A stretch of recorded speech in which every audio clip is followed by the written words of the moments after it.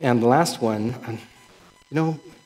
dads especially, make time for your kids. Sometimes we feel like, oh, we're so busy, we have all this stuff going on, work, ministry. The kids will understand. We have this big vacation planned, so that's when I'll give back. But ask your wife. Think about it.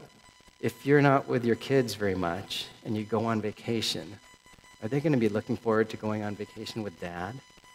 It's like kids. They make friends at school, and then maybe they plan a sleepover. And they're all excited about that sleepover because they're friends and they have all these plans to do things together because they know each other and like each other.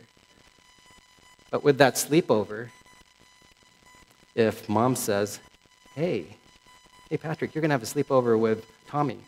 Who's Tommy? Oh, this kid in your class. I don't know him. Is he going to be excited? No. Same with us dads. If our kids don't know us very well, if they don't have a growing relationship with us, are they going to be looking forward to spending time with dad? The dad that might always be snipping?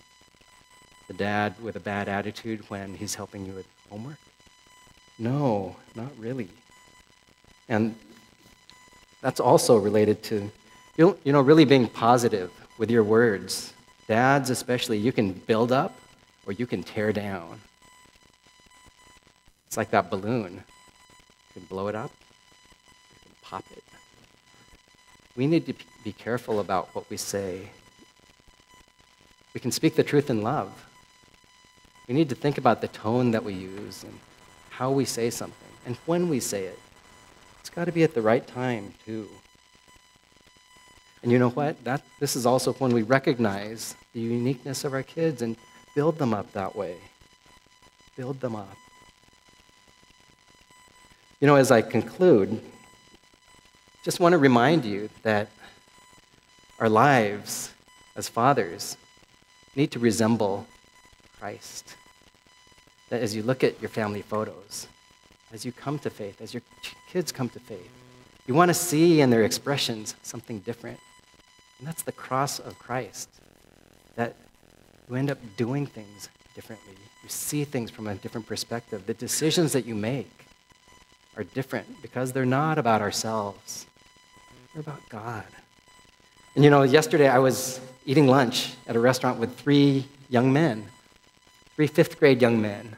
And I told them that I was going to be preaching today about fathers, and I asked them, what do you think the most important thing is that I should tell these dads today? So this is what they said. I had to write it down because I didn't want to forget. First was, focus your attention on God and your children. Right on. Love your neighbor as yourself. Spend time with your kids. Interact with them.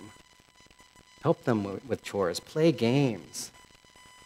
You know what? That interaction, spending time with them, it doesn't mean just being physically present. You know what? These things, turn it off. No texting, no Facebook, no checking email. Just put it away. I know the urge is really strong. Put it away and focus your attention on your kids. Have you ever talked to your wife and she's distracted and doing other things? How do you feel? Disrespected. It may not be intentional. Focus on your kids completely. The last thing that one of the boys said was that pull out the roots. That's about the analogy about the garden. Don't just pull off what you see. There's stuff underneath that continues to grow unless when we let go of our sin and our bad habits, we really fully let it go to God and allow Holy Spirit to work in us. So that's what we want.